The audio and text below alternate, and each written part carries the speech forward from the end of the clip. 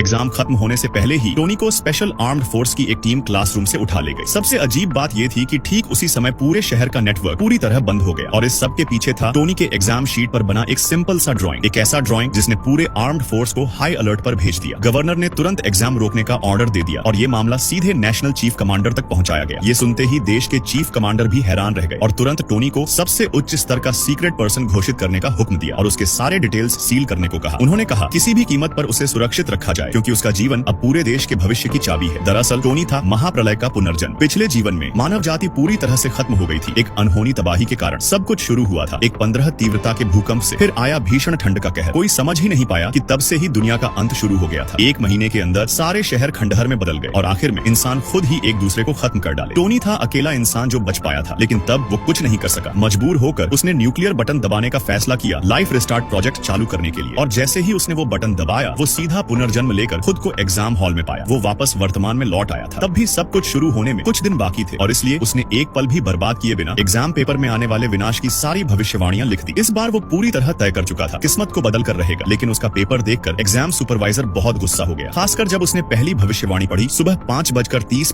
पर पड़ोसी देश में 15 तीव्रता का एक भूकंप आएगा। सबको लगा टोनी पागल हो गया है। इधर टोनी समझ गया कि कोई उसकी चेतावनी को गंभीरता से नहीं ले रहा, इसलिए उसने एग्जाम शीट पर मानव जाति को बचाने वाला एक मेका का स्केच बना दिया। टीचर ने उसे डांटा, लेकिन टोनी उसकी आंखों में आंखें डालकर बोला, यही है इंसानों की आखिरी उम्मीद।